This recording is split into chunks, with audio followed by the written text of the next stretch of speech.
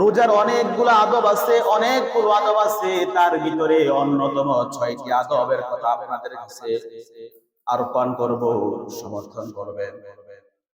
যে আদবগুলো আল্লাহ রাসূল সাল্লাল্লাহু আলাইহি ওয়াসাল্লাম সাহাবীদেরকে বেশি গুরুত্ব দিয়েছেন, উম্মতি মুহাম্মাদীদেরকে গুরুত্ব দিয়েছেন। নবীজি সাল্লাল্লাহু আলাইহি ওয়াসাল্লাম বলেন, উম্মত শুনে নাও, বুঝে নাও, যখন তোমরা রোজা পালন করবা, রোজাগুলো পালন করবা, তখন সর্বপ্রথম তোমরা চোখের হেফাজত করবা, চোখের হেফাজত দামি জিনিস, দামি জিনিস। রোজা পালন করতেছি, রোজা রাখতেছি, এই চোখ দিয়া অশ্লীল জিনিস দেখতেছি। রোজা পালন করতেছি, চোখ দিয়া অশ্লীল নারী দেখতেছি।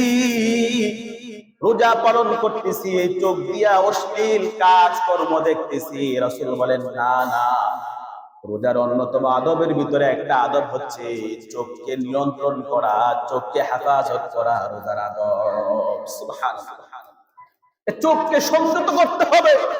চোখকে আপনি অশ্লীল কাজে, অশ্লীল দৃশ্য রোজা রাখা অবস্থায় দেখা যাবে না। ভাবতেছেন সারাদিন তো কাজ নাই, ক্লান্ত, ঘুমিয়ে সময়টা কাটিয়ে দিলাম, হঠাৎ ঘুম ভেঙে গেল, এখন আর কি ঘুম ধরতেছে না, পেটের খিদায়, এখন কি করা যায়, সময় তো কাটতেছে না। এখন কি করলেন? টিভির সামনে বসে বসে নাটক সিনেমায় লিপ্ত হয়ে গেলেন। যে নাটক সিনেমা দেখতে দেখতে তো সময়টা কাটবে, জোহরের সময় হইব, আবার জোহর নামাজ পড়ে আবার টিভি সিনেমা, নাটক সিনেমা চাইলাম, আসর কাটলো। এভাবে আমরা মুসলমানরা অনেক সময় সময়কে, দিনকে, রোজাকে কাটিয়ে দেই। দেই না? রাসূল সাল্লাল্লাহু আলাইহি ওয়াসাল্লাম বলেন, না, এই চোখকে আপনি সংযত করতে হবে, এই চোখকে আপনি হেফাজত করতে হবে। এই চোখ দিয়া অশ্লীল সিনেমা, অশ্লীল নাটক, অশ্লীল কাজ কর্ম দেখা যাবে না। নবীজি সাল্লাল্লাহু আলাইহি ওয়াসাল্লাম বলেন, 2 নম্বরে আমি যে কাজটা করতে হবে, জবানের হেফাজত করতে হবে। জবান, এই জবান খুব দামি জিনিস। এই জবান আপনাকে জাহান্নাম চূড়ান্ত পর্যন্ত পৌঁছা দিবে, এই জবান আপনাকে আবার জান্নাত পর্যন্ত পৌঁছা দিবে। সুবহানাল্লাহ। জবানের হেফাজত করতে হবে, জবানের হেফাজত। রাসূল আকরাম সাল্লাল্লাহু আলাইহি ওয়াসাল্লাম বলেন, জবানের হেফাজত কি দিয়া করবেন, কিভাবে করবেন? নবীজি সাল্লাল্লাহু আলাইহি ওয়াসাল্লাম বলেন, উম্মত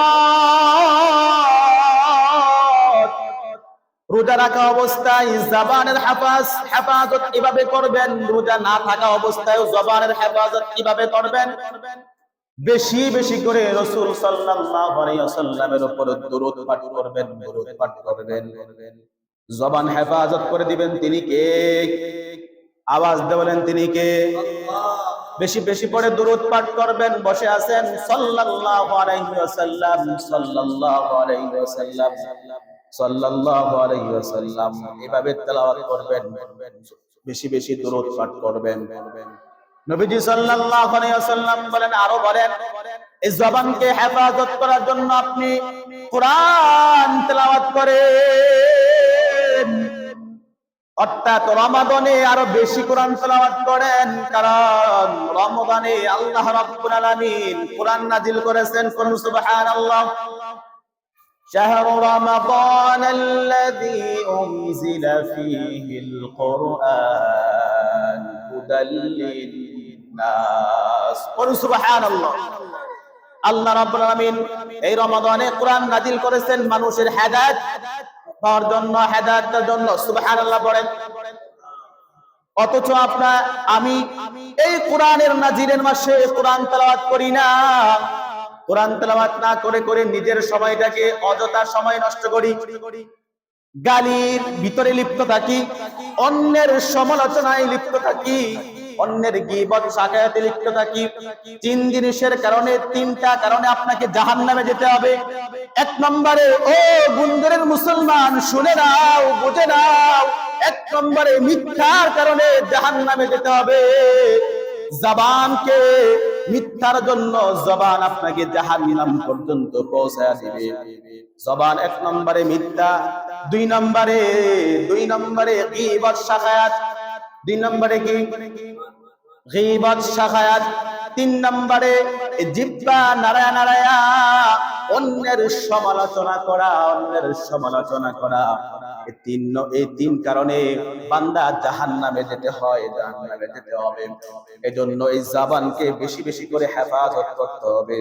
রাসূল আকরাম সাল্লাল্লাহু আলাইহি ওয়াসাল্লাম উম্মতি মুহাম্মদীদেরকে জানায়া দিলেন, এ উম্মতি মুহাম্মদ শুনে নাও, ইন্নাল আবদা লা ইয়াতাকাল্লামু বিল কালিমা। আল্লাহ রাসূল সাল্লাল্লাহু আলাইহি ওয়াসাল্লাম বলেন, বান্দা চিন্তা ভাবনা ছাড়া এমন এমন কথা বলে ফেলে। আমরা এমন কথা বলে ফেলি মাঝে মধ্যে, যে হাসি ঠাট্টার ভিতরে এমন কথা বলে ফেলি যে কথাটা শিরক, যেই কথাটা গুনার কাজ, যেই কথাটা অন্যায়ের কাজ, যেই কথাটা জাহান্নামে যাওয়ার মতো কাজ, এমন কথা বলে ফেলি। রাসূল বলেন, মা ইয়াতাবায়্যানা ফিহা, রাসূল সাল্লাল্লাহু আলাইহি ওয়াসাল্লাম বলেন যে এমন কথা বলে ফেলি যেই কথাগুলো আপনাকে জাহান্নাম পর্যন্ত পৌঁছে দিতে পারে। রাসূল সাল্লাল্লাহু আলাইহি ওয়াসাল্লাম বলেন, ইয়াজিলু বিহা ফিন্নার, আপনাকে জাহান্নাম পর্যন্ত পৌঁছে দিবে, আপনাকে জাহান্নাম পর্যন্ত পৌঁছে দিবে এমন কথা আমরা অনিচ্ছায় বলে ফেলি। বলি কি বলি না? কথা বলেন। বলি কি বলি না? অনিচ্ছায় বলে ফেলি, কিন্তু আপনার এই অনিচ্ছা কথাটা কিন্তু আপনার জাহান্নামের কারণ হয়ে দাঁড়াবে, জাহান্নামের কারণ হয়ে দাঁড়ায় যাবে। রাসূল সাল্লাল্লাহু আলাইহি ওয়াসাল্লাম বলেন, উবাদু মিম্মা বাইনাস শারফাইন, রাসূল সাল্লাল্লাহু আলাইহি ওয়াসাল্লাম বলেন, আমরা পূর্ব থেকে পশ্চিম পর্যন্ত যে দূরত্ব আছে, রাসূল সাল্লাল্লাহু আলাইহি ওয়াসাল্লাম বলেন, জাহান্নাম আপনার থেকে এরকম ভাবে দূরত্ব হয়ে যাবে যদি আপনি আমি সত্য কথার উপরে লিপ্ত থাকি। বলেন সুবহানাল্লাহ। আপনি আমি এমন কথা বলে ফেলি যে কথাটা অনিচ্ছাকৃত বলে ফেলেছি, কিন্তু আপনি রোজা রাখা অবস্থায় মিথ্যা বলে ফেলেছেন, যে মিথ্যা কথাটা আপনার জন্য রোজা বন্ধ হয়ে যেতে পারে, রোজা আপনাকে জাহান্নাম পর্যন্ত পৌঁছায় দিতে পারে। বলুন নাউযুবিল্লাহ। এই জবান খুব দামি জিনিস, এই জবানের কারণে আপনাকে জাহান্নামে যেতে হয়। জাহান্নাম, কোন জাহান্নাম? নবী সাল্লাল্লাহু আলাইহি ওয়াসাল্লাম বলেন, এমন এক জাহান্নাম আল্লাহ রাব্বুল আলামিন বলেন, ওয়াইল নামক জাহান্নাম। কি নাম? ওয়াইল নামক জাহান্নাম। ওয়াইলুল লিকুল্লি হুমাযাতিল লুমাযা, আপনাকে এমন এক জাহান্নামে নিক্ষিপ্ত করবেন যেই জাহান্নাম আপনাকে ওয়াইল নামক জাহান্নামে নিক্ষিপ্ত করা হবে। নবীজি সাল্লাল্লাহু আলাইহি ওয়াসাল্লাম বলেন, মিথ্যা রোজা রাখা অবস্থায়, রোজা ছাড়া অবস্থায়, যে কোনো অবস্থায় মিথ্যা কথা বলেন, এই মিথ্যা গুনাহ এমন ভাবে জবানকে হেফাজত না করার কারণে নবীজি সাল্লাল্লাহু আলাইহি ওয়াসাল্লাম বলেন, সাহাবীরা বলেন, ও নবীজি, আপনি মেরাজে যাওয়ার পরে কি দেখলেন? তিনি বলেন, আমি যখন এই জবানকে যারা হেফাজত করতে পারে নাই, জবানকে অন্যায় কাজে লিপ্ত করেছে, কাজ করেছে, মিথ্যা বলেছে, চুগলখড়ি করেছে, এই জবান দিয়া মানুষের সমালোচনা করেছে, কোন ব্যক্তি দেখে নাই, মসজিদের ইমাম দেখে নাই, মুয়াজ্জিন দেখে নাই, কারো সমালোচনা করা যাবে না, কিন্তু লোকটা করেছে।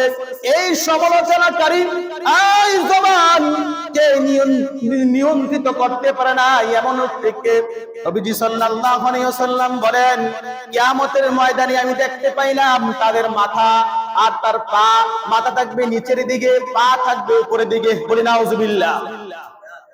তার মাথা থাকবে নিচের দিকে, পা থাকবে উপরের দিকে, টেনে টেনে ধাক্কায়া ওয়াইল নামক জাহান্নামের মধ্যে নিক্ষেপ করবে। বলে নাউযুবিল্লাহ। ওয়াইলুল লিকুল্লি হুমাযাতিল লুমাযা, এমন মিথ্যা। নবী সাল্লাল্লাহু আলাইহি ওয়াসাল্লাম বলেন, ওয়াইলুল, আল্লাহ রাব্বুল আলামিন বলেন, ওয়াইলুল লিকুল্লি হুমাযাতিল লুমাযা। মুফাসসিরিনে কেরাম বলেন, এমন গীবত যে সামনেও বলে পিছনেও বলে, হুমাযাতিল লুমাযা, এই লোকটাও জাহান্নামী। বলে নাউযুবিল্লাহ। সামনে গীবত বলে, যে এই লোকটা খারাপ, এই লোকটা ইমুক, পিছনেও বলে এই লোকটা ইমুক, এই লোকটা ইমুক, বলে কি বলে না? তো বলেন হুমাজাতিল লুমাজা, হুমাজাতিল লুমাজা, যে তারা যারা সামনেও গীবত বলে পিছনেও গীবত বলে এ তারা দুজনেই জাহান্নামী, ওয়াইল নামক জাহান্নাম। বলে নাউজুবিল্লাহ। তাহলে নবীজি বলেন মান সামাতানা যা, চুপ থাকো, চুপ থাকো, চুপ থাকো, নাজাত দেওয়ার মালিক কে?